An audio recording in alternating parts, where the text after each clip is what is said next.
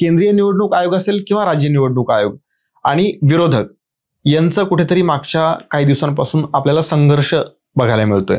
विरोधी पक्षांनी विशेषतः त्या सगळ्या शिष्टमंडळाने जे मुद्दे उपस्थित केले त्याच्यातले बहुतांश गोष्टी खऱ्या आहेत.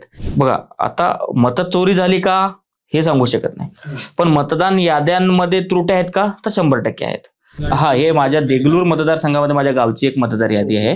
त्या मतदार यादीमध्ये पहिले मी 8 पानं मी सध्या प्रिंट केले, तर त्याच्यामध्ये जवळपास 8 पानांपैकी 120 लोकांच्या घराच्या समोर 0 आहे. का तुम्ही 1 जुलैची किंवा 1 जानेवारीची 8 घालता ना? नाही घातली पाहिजे ना. आपण एवढं डिजिटल झालोत तर मतदार याद्या पण डिजिटल करून घ्या. आमच्या बूथवर एकही असा मतदार नव्हता की त्याचा मतदार यादीमध्ये नाव नाही आणि त्यांनी मतदान केले. जसं राज ठाकरे म्हणतात तसं सर्वसामान्य लोकांचंही तेच म्हणणं आहे की जे त्रुट्या आहेत ह्या त्रुट्या जर सुधारून निवडणुका होत असतील तर काय अडचण आहे. नमस्कार, पॉलिटिकल मूड या आपल्या विशेष कार्यक्रमामध्ये आपल्या सगळ्यांचं मनपूर्वक स्वागत. राजकारणामध्ये ज्या काही ट्रेंडिंग घडामोडी घडत असतात त्याच वरती आपण आपल्या या विशेष कार्यक्रमामध्ये चर्चा करत असतो, विश्लेषण करत असतो कागदपत्रांच्या सहित. सध्या विरोधक आणि निवडणूक आयोग यांच्यामध्ये सध्या जुंपलेली दिसतेय आणि तोच विषय सध्या चर्चेचा आहे आणि याच विषयावरती आपण आपल्या या कार्यक्रमामध्ये विश्लेषण करणार आहोत. आणि त्यासाठी आपल्यासोबत आहेत ॲडव्होकेट आणि राजकीय विश्लेषक शिवाजी जाधव. सर नमस्कार. आपल्या या विशेष कार्यक्रमामध्ये आपलं परत एकदा स्वागत आहे. प्रश्न पहिला हाच आहे की राज्य निवडणूक आयोग, केंद्रीय निवडणूक आयोग असेल किंवा राज्य निवडणूक आयोग आणि विरोधक यांचं कुठेतरी मागच्या काही दिवसांपासून आपल्याला संघर्ष बघायला मिळतोय, तर काय प्रतिक्रिया आहे? बघा, 2024च्या लोकसभा आणि महाराष्ट्र 2024च्या विधानसभेच्या नंतर काही लोकांमध्ये विशेषतः विरोधी पक्षामध्ये निवडणूक आयोगांच्या कार्यप्रणालीवर त्यांनी प्रश्न निर्माण केले. त्याच्यानंतर स्वतः या सर्व मोहिमेमध्ये राहुल गांधी यांनी पुढाकार घेतला. राहुल गांधी यांनी पुढाकार घेऊन निवडणूक आयोगावर प्रश्न निर्माण केले की मतदार याद्यांमध्ये घोळ होतोय, कोणाचंही नाव येते, कितीही वेळेस नाव येते, कोणाचे घर क्रमांक नाही, कोणाचं वडिलांचं नाव चुकीचं आहे, कोणाचं स्वतःचं नाव चुकीचं आहे, असे अनेक आरोप झाले. त्याच्यानंतर मग ती सिरीज पुढे असेच कंटिन्यू चालू राहिली. मग निवडणूक आयोग राहुल गांधीला सांगत राहिले की तुम्ही ॲफिडेव्हिट द्या. मग राहुल गांधी पुन्हा प्रेस कॉन्फरन्स घेत राहिले. मग राहुल गांधींनी बेंगलोरमध्ये अशा पद्धतीचा निवडणूक आयोगाच्या विरोधात मोर्चा काढला. मग त्याने बिहारमध्ये पण हा मुद्दा उचलला. ह्या मुद्द्याला धरून तुम्ही आता जसं म्हणता की महाराष्ट्रातले विरोधी पक्ष नेते म्हणजे महाविकास आघाडी ते सुद्धा राहुल गांधी यांच्या सोबत ते आतापर्यंत कोणी पत्रकार परिषदेमध्ये घेत, कोणी बाईट घेत, कोणी बोलत होते. आता तर त्यांनी सगळे एकत्र येऊन महाविकास आघाडी प्लस राज ठाकरे, मी राज ठाकरेंना महाविकास आघाडीमध्ये सध्या घेत नाहीये कारण त्यांचं अजून काही त्यांचं ठरलेलं नाहीये ते पुढे कसं होईल. त्याच्यामुळे मी महाविकास आघाडीमध्ये पण नाहीयेत आणि उद्धव ठाकरे यांच्यासोबत पण नाहीयेत ऑथोराइज तसं बघा. म्हणून मी म्हणतो की महाविकास आघाडी आणि राज ठाकरे जसं निवडणूक अधिकाऱ्यांना, निवडणूक आयोगाला त्या ठिकाणी भेटायला गेले, सलग 2 दिवस ते भेटायला गेले, त्यांचे काही जे प्रश्न असतील ते त्या ठिकाणी मांडले. आता काय प्रश्न होते, कसं होतं हे तर त्यांनी पत्रकार परिषदेने आज सांगितलंय. त्यांच्या म्हणण्यानुसार की काही लोकांचे नावं डबल आहेत, काही लोकांचे नावं चुकीचे आहेत, काही लोकांचे एका ठिकाणी पण आहेत आणि दुसऱ्या ठिकाणी पण आहेत. पण ते लोक तिथे जाऊन मतदान करत असतील का याची त्यांना शंका आहे. दुसरी त्यांनी अशी शंका निर्माण केली की बाहेर म्हणजे पर राज्यातून किंवा इतर राज्यातून काही लोक आणलेत का तुम्ही, तेच लोक इकडे मुव्हिंग आहे का, म्हणजे या मतदारसंघात महाराष्ट्रात पण मतदान करणार आणि बाहेरच्या राज्यात पण मतदान करणार, असे त्यांचे खूप गंभीर प्रश्न आहेत. नवीन मतदार नोंदणी तुम्ही का बंद केली, असे त्यांचे अनेक प्रश्न आहेत. बरोबर. पण त्यांनी जे काही प्रश्न उपस्थित केले होते, एस चोक्कलिंगम निवडणूक अधिकारी आहेत आणि त्यांना ज्यावेळेला विरोधकांनी विशेषतः राज ठाकरे त्याच्यामध्ये आपण बघतो ॲग्रेसिव्हली त्यांना प्रश्न विचारत होते, ज्यावेळेला हे प्रश्न विचारत होते त्यानंतर त्याची उत्तरं चोक्कलिंगम असतील किंवा एकूणच निवडणूक आयोग असेल त्यांच्याकडे ती उत्तरं नव्हती. म्हणजे विरोधकांनी जे मांडलेले मुद्दे आहेत ते कुठेतरी योग्य होते का किंवा आहेत का? नाही बघा, आता सर्वच मुद्दे योग्य आहेत किंवा सर्वच मुद्दे अयोग्य आहेत असं म्हणू शकत नाही. विरोधी पक्षांनी विशेषतः त्या सगळ्या शिष्टमंडळाने जे जे मुद्दे उपस्थित केले त्याच्यातले बहुतांश गोष्टी खऱ्या आहेत. बघा, आता मतचोरी झाली का हे सांगू शकत नाही, पण मतदान याद्यांमध्ये त्रुटी आहेत का, तर 100% आहेत. उदाहरणादाखल जर आपण घ्यायलाच झालं, हे मी आता जस्ट 10 मिनिटाच्या आधी हे डाउनलोड केलंय. हे माझ्या गावची मतदार यादी आहे. ठीक आहे, कुठलं ठिकाण? आता ठिकाण माझ्या गावचं आहे, त्यामुळे मी गावाचं नाव सांगत नाही. आपल्या प्रेक्षकांना सांगूया की तुमचं मतदारसंघ आणि हे माझ्या देगलूर मतदारसंघामध्ये माझ्या गावची एक मतदार यादी आहे.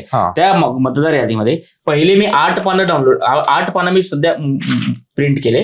तर त्याच्यामध्ये जवळपास 8 पानांपैकी 120 लोकांच्या घराच्या समोर 0 आहे. हा, मग तो विरोधकांचा तोच प्रश्न होता की बाबा हे गावांची नावं किंवा गावासमोर ते घराची नावं आहेत, शून्य दिलेलं आहे, तर त्याचा अर्थ काय होतो नेमका? शून्य आहे आणि काही लोकांच्या घराच्या समोर काहीच नाहीये, म्हणजे हाऊस नंबर डॅश आहे. त्या लोकांच्या हाऊस नंबरच्या समोर काहीच लिहिलेलं नाहीये. पण हे मतदार आहेत, ह्याच्यातले बहुतांश माझ्या ओळखीचे आहेत, मला माहित आहेत ते कुठं राहतात, मला माहित आहे. पण या मतदार यादीमध्ये त्यांच्या घराचा नंबर नाही दिलेला आहे. का, म्हणजे त्याचं काय रिझन काय असं? आता याचं रिझन असं असेल की आता हे जे काम आहे हे BLO कडे काम असतं. स्थानिक जे अशा सेविका असतात, BLO म्हणून नेमणूक त्यांची केलेली असते, ते त्यांच्याकडे काम असतं. आता त्यांनी आता काय घर असतात, एकाच घरामध्ये जवळपास 4-5 कुटुंब असतात, राहतात, वाडा टाईप असतो. आता एका घरामध्ये, आता मी इथं बघतो तर माझ्या या मतदार यादीमध्ये एका घरामध्ये जवळपास 10-11 लोक दिसतात. पण मला माहित आहे त्या घरामध्ये 10-11 लोक आहेत, ह्याच्यामध्ये आश्चर्य वाटण्यासारखी गोष्ट नाही. पण काय, जसं महाविकास आघाडीचे लोक म्हणतात की एका घरामध्ये 240, 300, याच्यामध्ये थोडं आश्चर्य वाटायला पाहिजे. पण आता जसं ह्या मतदार यादीमध्ये जसं त्रुट्या आहेत, तसं त्या म्हणजे आता हे तुम्ही तुमचा एक स्पेसिफिक एरिया आहे, तिथलं तुम्ही हे सगळं दिलं. करेक्ट. असे महाराष्ट्रामध्ये कितीतरी मतदारसंघ आहेत आणि त्या मतदारसंघामध्ये कितीतरी गाव असतील. आणि त्याच्यामध्ये त्यांच्या नावासमोर कदाचित 0 नंबर दिला असेल त्यांच्या ते जिथे राहतात त्या ठिकाणाचं. तर ह्यात ही एवढी त्रुटी कशामुळे निर्माण झालेली आहे? मनुष्यबळ नाहीये का, नेमकं काय प्रॉब्लेम काय नेमका? आता तुम्ही बरोबर प्रश्न विचारलात. मला असं म्हणणं आहे की ज्या पद्धतीने शिक्षण विभागाकडे स्वतंत्र यंत्रणा आहे, प्राथमिक शाळेपासून ते पूर्ण शिक्षण मंत्रालयापर्यंत त्यांच्याकडे लोक आहेत. शिक्षण विभागाचे आयुक्त, शिक्षण विभागाचे सेक्रेटरी, शिक्षण विभागाचे प्रत्येक जिल्ह्याला जिल्हा शिक्षण अधिकारी असतो, प्राथमिक शाळेत शिक्षक असतो, माध्यमिक शाळेला असतो, मुख्याध्यापक असतो, केंद्र प्रमुख असतो. ही जी यंत्रणा आहे ना शिक्षण विभागाची झाली. महसूल विभागाकडे पण डेडिकेटेड काम करणारी यंत्रणा आहे. बरोबर. त्याचबरोबर अन्न व नागरी पुरवठा यांच्याकडे पण काम करणारी आहे. महिला व बाल शिक्षण यांच्याकडे पण काम करणारी यंत्रणा आहे. गृह विभागाकडे पण काम करणारी यंत्रणा आहे. होमगार्ड पासून ते CP/DGI पर्यंत आहे, DIG पर्यंत आहे. तर निवडणूक आयोगाकडे अशी डेडिकेटेड काम करणारी यंत्रणाच नाहीये. पहिली गोष्ट. का, ज्या वेळेस निवडणुका येतात त्या वेळेस हे लोक इतर डिपार्टमेंटकडून, इतर विभागाकडून लोक उसने घेतात, ते लोक काम करतात आणि निवडणुका झाल्या की ते लोक आपापल्या जे डेडिकेटेड काम आहे त्यांचं, आता शिक्षक असेल तर शिक्षणाचं काम, तो अध्यापनाचं काम करेल, अंगणवाडी सेविका असेल तर तो तिचं काम करेल. पण ह्याच्यामध्ये सर्वात महत्वाचा विषय एकच आहे की निवडणूक आयुक्ताला त्यांच्याकडे प्रत्येक गावापासून जिल्ह्यापर्यंत डेडिकेटेड यंत्रणा पाहिजे. ज्या पद्धतीने आपण इतर विभागाला लोक दिलेत ना, तसं निवडणूक विभागाकडे नाहीच आहे. हा सर्वात महत्वाचा मुद्दा आहे. आता आपण एवढं सांगतो की सगळं आपण डिजिटल झालो, इतकं आपण डिजिटल पेमेंट करतो, इतकं आपण सगळं आपलं UPI वगैरे सगळं आपण करतो, आपण पूर्ण देशभरामध्ये आपण महाराष्ट्र 1 नंबर आहे, किंवा आपण जगभरामध्ये एवढं सगळं डिजिटलमध्ये आपण वर जातोय, तर का नाही आपण ह्या याद्या सगळ्या डे टू डे अपडेट करत? पण डेडिकेटेड यंत्रणा नसण्याचं कारण काय आहे? कारण त्यांचं प्रोव्हिजनच नाहीये. सरकारने निर्णय घेतला. कारण राज ठाकरे यांचं वक्तव्य तुम्ही पण ऐकलं असेल की बाबा ह्यांच्याकडे काय काम आहे, काय काम असतं ह्यांना, निवडणुका घेण्याव्यतिरिक्त त्यांच्याकडे काय काम असतं? 100%. आता अधिकाऱ्यापर्यंत ही यंत्रणा आहे, पण अधिकारी बसून मतदान यादी चेक नाही करू शकत.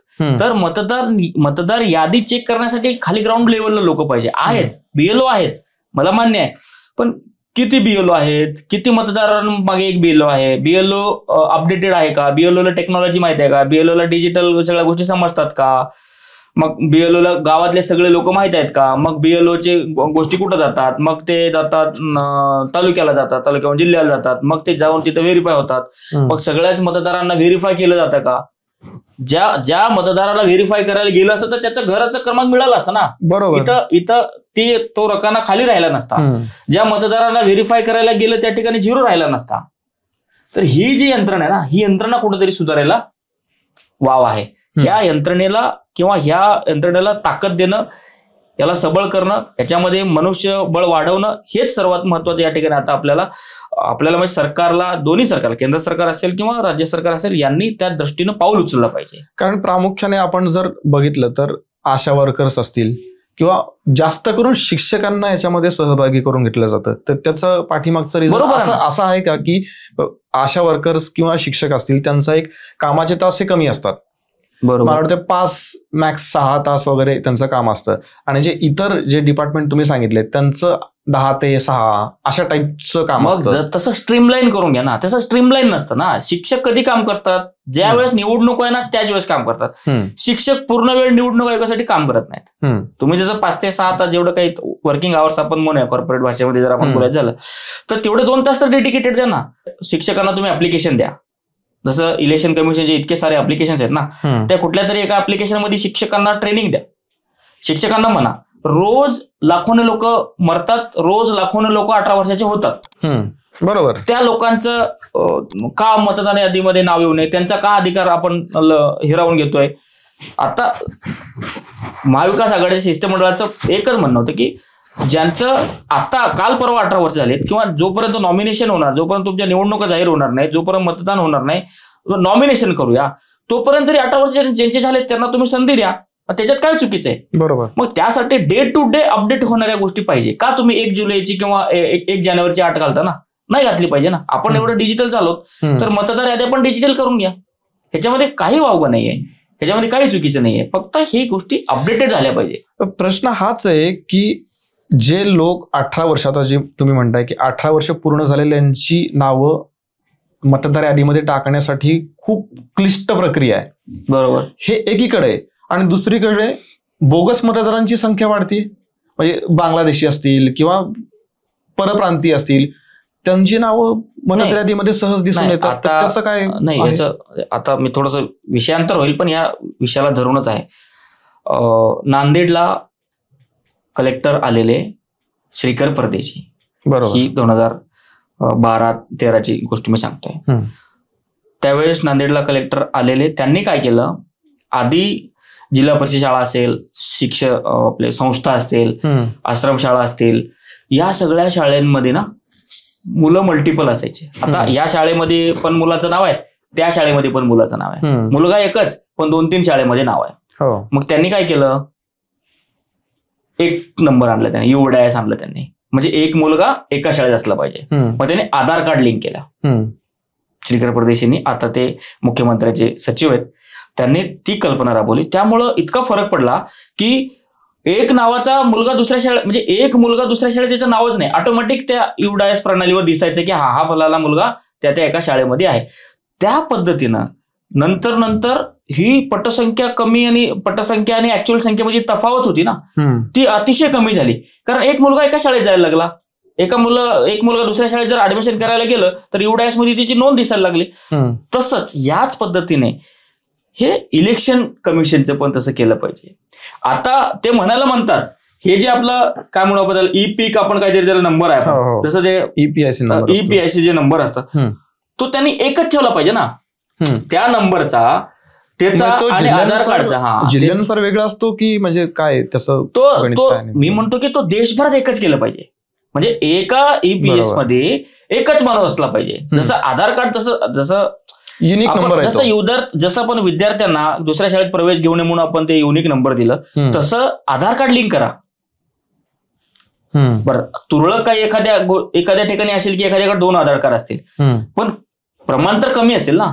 त्यासाठी आधार कार्ड आणि मतदान वोटर हे सगळं कनेक्ट केलं पाहिजे आणि ते युनिक केलं पाहिजे. आणि हे करायला कोण आहे? निवडणूक आयोग पाहिजे. त्यांच्याकडे लोकच नाही आहेत हे सगळ्या गोष्टी करायला, फुल टाइम काम करायला.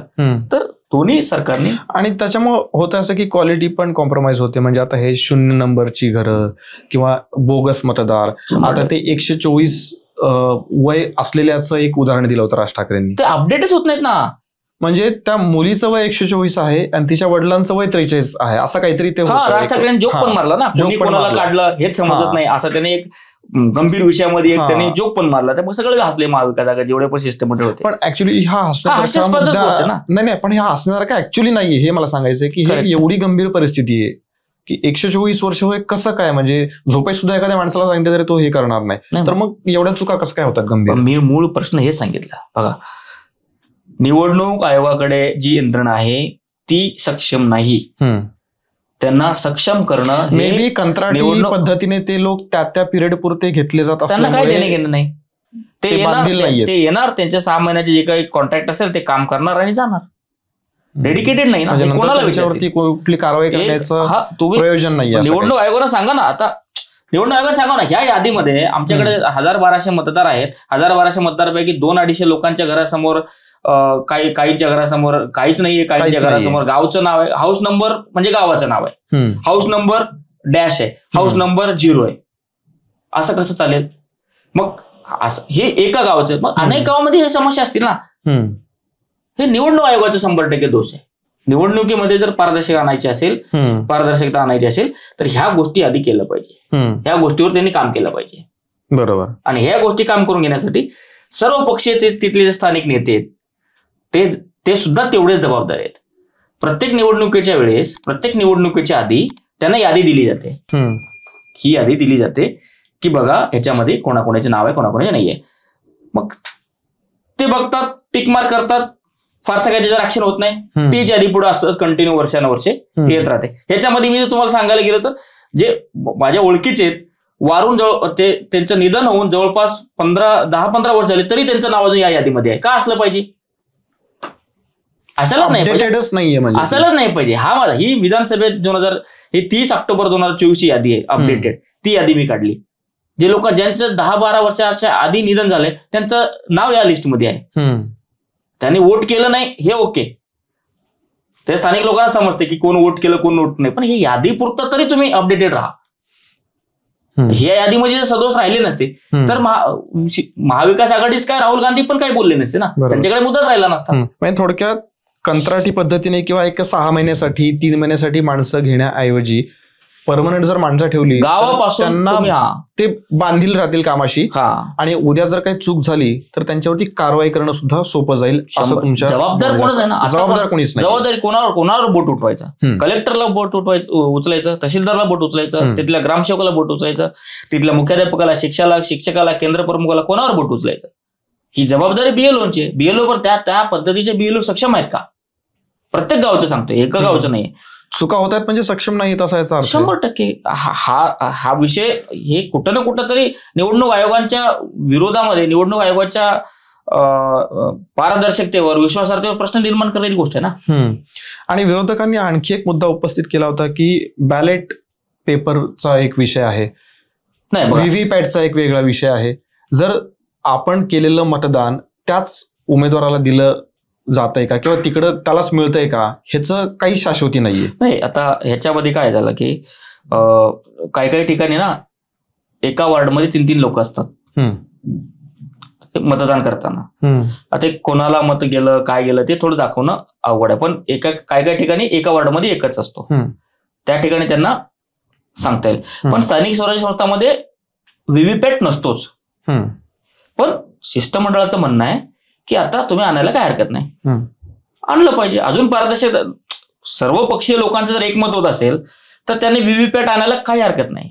व्हीव्हीपॅट गरजेचं आहे. आणि बॅलेट पेपरच्या संदर्भात काय, कारण बॅलेट पेपरचा खूपच वर्षांपासून मागणी व्हायला लागली, ही विरोधकांकडून व्हायला लागली. आता प्रत्येक गोष्टीला आपण सगळे बोट ठेवायला हे नाहीये. बॅलेट पेपर, ईव्हीएम ला काय दोष आहे सांगता येत नाही. आजपर्यंत निवडणूक आयोगानं अनेक पक्षाला अनेक वेळेस निमंत्रण दिले, अनेक वेळेस बोलवलं, सगळ्यांना सांगितलं की तुम्ही याच्यातले दोष दाखवा. कोणीही आतापर्यंत ईव्हीएम मध्ये दोष दाखवू शकले नाहीत. नाही, पण तरी सुद्धा आता मी एक सामान्य मतदार आहे, माझं पण असं पर्सनल असं मत आहे की जर एवढे विरोधकांचं म्हणणं असेल, एवढी शंका असेल, तर काय हरकत आहे एखाद्या वेळेला एखादी निवडणूक जर समजा आपण बॅलेट पेपरवरती घेतली. सध्या पॉसिबल आहे ना, आपल्याकडे किती वोटर आहेत, 2000 वोटर किती. विरोधकांचं काय म्हणणं आहे, आता राज ठाकरेंनी काय म्हटलंय की लागू द्या वेळ लागला तर. एक प्रक्रिया जर इलेक्ट्रॉनिक वोटिंग मशीनवरती जर एक प्रक्रिया एका दिवसात होत असेल तर बॅलेट पेपरवरती 6 दिवसात होईल, नाही 12 दिवसात होईल. करेक्ट, वेळ लागेल. पण आता आपण त्याच्या पुढे गेलो. आपण आता बॅलेट पेपरच्या फार पुढे गेलो. बॅलेट पेपर फक्त आता कुठं तरी कॉपरेटिव्ह वगैरे इकडेच वापरलं जातं. नाही, पण विकसित देशामध्ये सुद्धा बॅलेटवरतीच मतदान होतं. नाही, पण त्याच्यामध्ये दोष दाखवायला कुठलाच पक्ष अजून म्हणजे सिद्ध करू शकला नाहीये. पहिली गोष्ट ही आहे, कुठलाही राजकीय पक्ष अजूनही ईव्हीएम मध्ये दोष नाही, पण कुठलीही एखादी मशिनरी असेल तर मशिनरी हॅक करता येऊ शकते किंवा त्याच्यामध्ये तांत्रिक बिघाड होऊ शकतात. काही ठिकाणी तसे उदाहरणं दिलेले पण आहेत विरोधकांनी. तांत्रिक बिघाड होऊ शकतात हे मान्य आहे, पण नाही झालं आतापर्यंत. कुठलंही उदाहरण दाखवू शकले नाहीत. कित्येक वेळेस निवडणूक आयोगानं बोलवलं त्यांना, ईव्हीएम दाखवा, ईव्हीएम मध्ये घोळ झाले दाखवा. नाही, पण निवडणूक आयोगाने ह्याच्यावरती उत्तर दिलंय की बाबा तुम्ही हॅक करून दाखवा. पण निवडणूक आयोगाने जर हे चॅलेंज स्वीकारलं की आता आपण घेऊच एखादी निवडणूक तरी बॅलेट पेपर, यांच्याकडे मतदान याद्याच अपडेट करायला लोक नाही तर ते अजून पुन्हा बॅलेट पेपरवर निवडणूक घ्यायला यांच्याकडे कुठे यंत्रणा आहे? नाहीये, ते शक्य नाही. आपण जे शक्य आहे किंवा जे प्रॅक्टिकल आहे ते बोललं पाहिजे.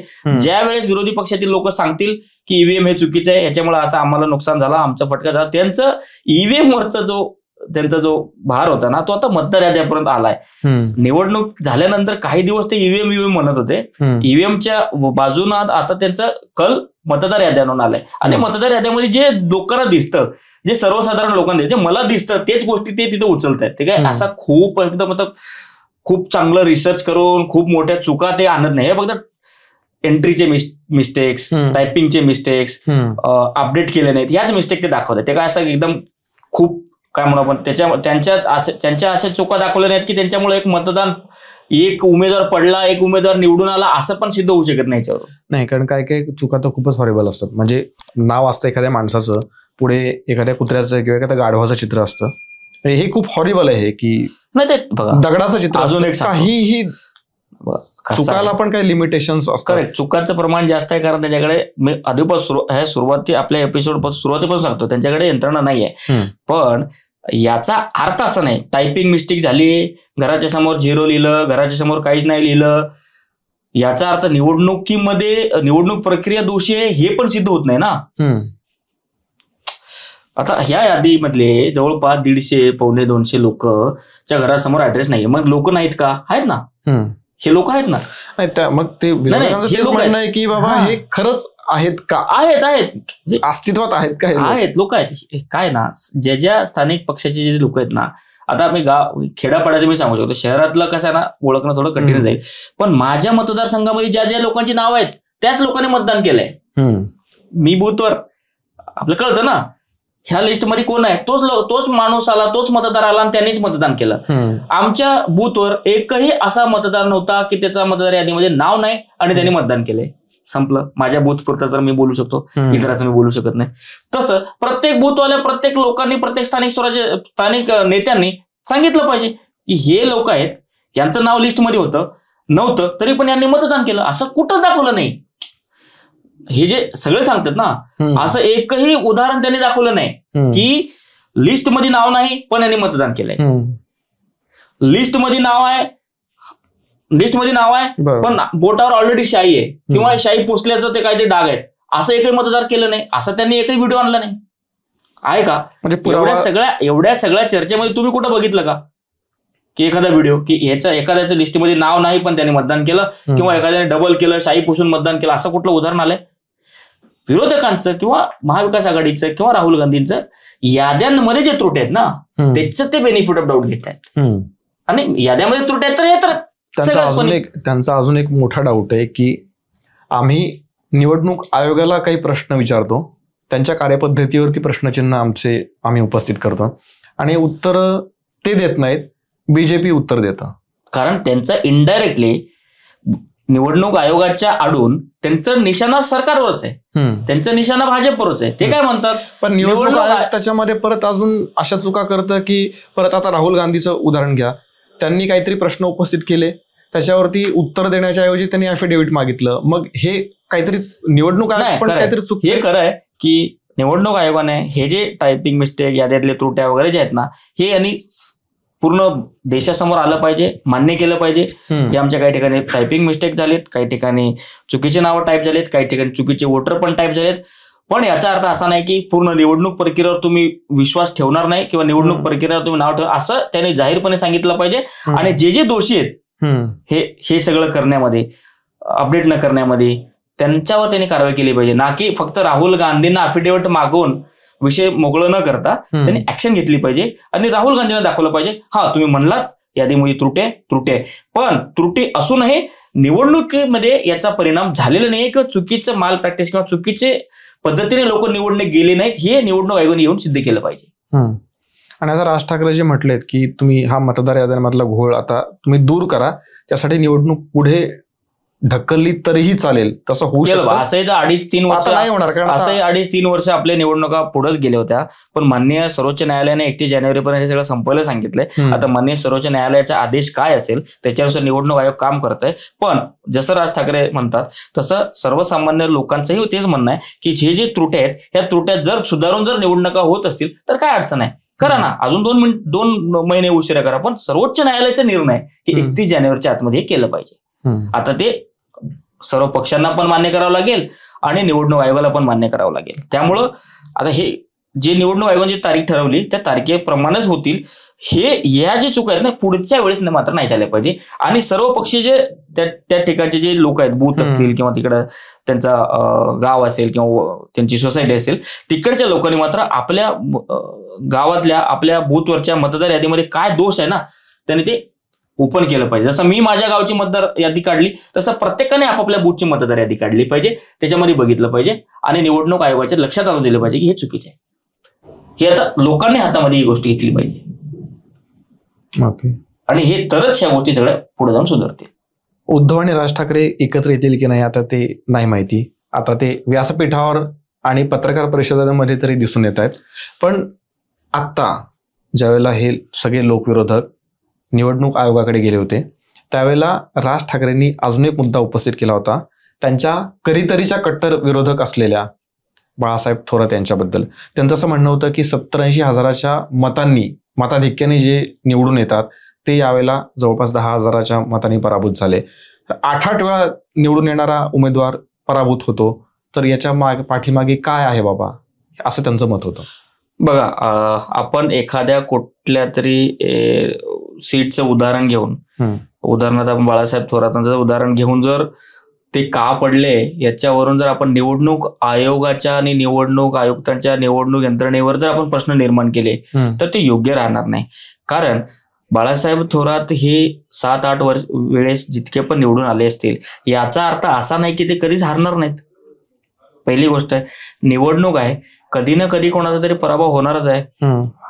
मग याचा हे सांगण्याचं तात्पर्य असं आहे की बाळासाहेब थोरात एकटे हरले का यावेळेस? नाही, पृथ्वीराज चव्हाण पण हरले, यशोमती ठाकूर पण हरले, अनेक मोठे दिग्गज नेते हरले. विलासराव देशमुख यांचा मुलगा धीरज देशमुख हरला. ते दिग्गज नसून ते दुसऱ्या टर्मचे होते, पण देशमुखांची तिथे चालती असते ना. ज्या माणसाला दुसऱ्या नंबरला नोटाचे मतदान होते तो माणूस यावेळेस पडला. यावेळेस सर्वात महत्वाचं म्हणजे काय ना, लोकसभेच्या पराभवाच्या धक्क्यानंतर महायुती सावरली, लाडकी बहीण योजना आली आणि त्यामुळं हा सगळा जो प्रकार आहे. पण त्यांच्या समोरचा जो कोणी उमेदवार होता जे जिंकले तर त्यांचा एवढा काही प्रभाव नव्हता म्हणून त्याची जास्त चर्चा होती का? बघा कसं आहे ना, राजकारणामध्ये जसं दिसतंय तसं नसतं. त्या ठिकाणी अमोल खताळ हे आधीपासून स्थानिक लेवलला काम करणारा एक साधा कार्यकर्ता होता. ते आधी सुरुवातीला त्याचे जर आपण बघायला गेलं तर ते राष्ट्रवादी काँग्रेसमध्ये काम करायचे, नंतर ते विखे साहेबांचे समर्थक झाले. आता तिथं बाळासाहेब थोरात आणि राधाकृष्ण विखे पाटील यांचं राजकीय सौख्य सगळ्या महाराष्ट्राला माहित आहे की ते एकमेकांच्या विरोधात असतात. अमोल खताळांना विखे पाटलांनी ताकद दिली. सुजय विखे पाटलांचा जो लोकसभेमध्ये पराभव झाला, जे निलेश लंके यांनी केला, त्यामध्ये बाळासाहेब थोरातांचा खूप मोठा वाटा आहे विखेंचा पराभव करण्यामध्ये. मग विखेंनी ही निवडणूक घेतली मनावर.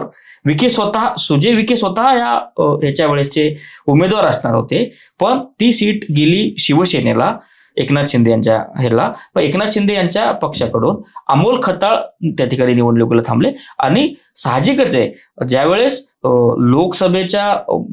लोकसभेच्या निवडणुकानंतर महायुती सावध झाली आणि महायुतीने मालेगावचा जो मुद्दा आहे, 5 विधानसभेमध्ये भाजप महायुती पुढे होती आणि एक फक्त मालेगाव विधानसभेमध्ये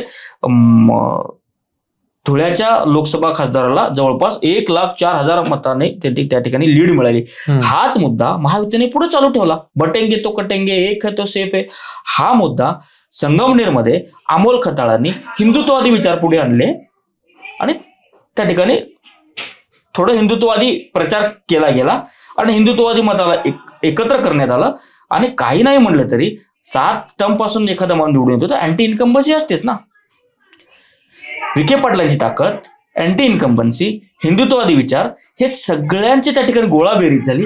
म्हणून तर त्या ठिकाणी बाळासाहेब थोरात सारखे दिग्गज पडले किती मतांनी? 10,560 मतांनी त्यांचा पराभव झाला. असं काय नाही की 1,00,000-1,50,000 मतांनी पराभव झाले, असंही नाहीये. बरं, त्या निवडणुकीमध्ये बाळासाहेब थोरातांची शिक्षण संस्था आहेत, दूध संघ आहेत, कारखाने आहेत, त्यांचे सगळे लोक निवडणुकीमध्ये कामाला असतात.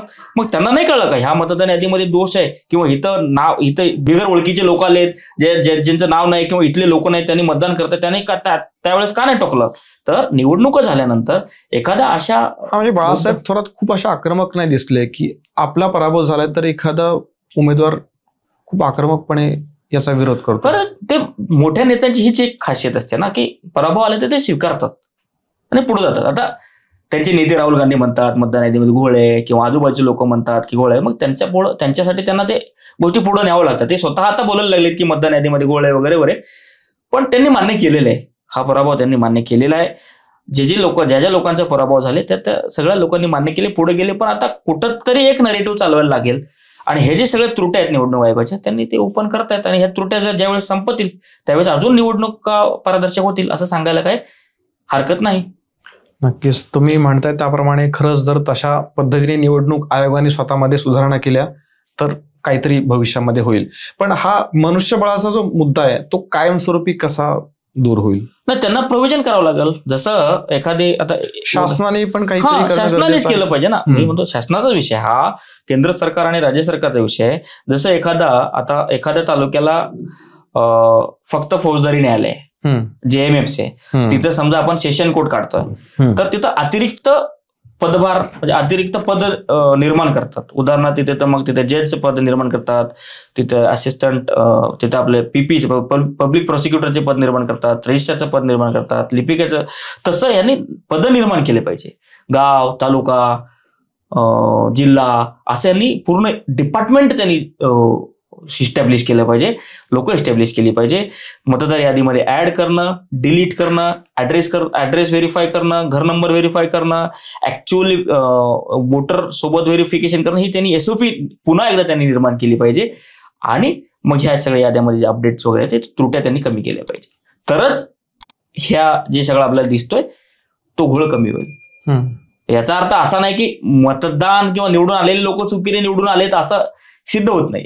फक्त हे टायपिंग मिस्टेक, अपडेट केलं नाही, ह्याच सगळ्या गोष्टी या ठिकाणी झालेल्या आहेत. नक्की निवडणूक आयोगाच्या आडून सत्ताधारी असतील किंवा विरोधक असतील, कारण हे आधी पण झालेलं आहे, याच्यानंतरही कदाचित होत राहील. आणि त्याच्यामध्ये जो काही भरडला जातो तो सामान्य तुमच्या आमच्यासारखा मतदार. बघूया काय होतंय ते येत्या काळामध्ये कळेलच. करेक्ट. या विषयावरती तुम्ही आज एवढं सविस्तर विश्लेषण केलं कागदपत्रांच्या सहित, त्याबद्दल तुमचे आभार. धन्यवाद. या आजच्या पॉलिटिकल मूडच्या विशेष कार्यक्रमामध्ये आपण इथंच थांबणार आहोत. तुम्ही मराठी मूडच्या आमच्या युट्यूबच्या चॅनलला सबस्क्राईब करा आणि आमचे व्हिडिओ आवडत असतील तर शेअर करा. धन्यवाद. जय हिंद, जय महाराष्ट्र.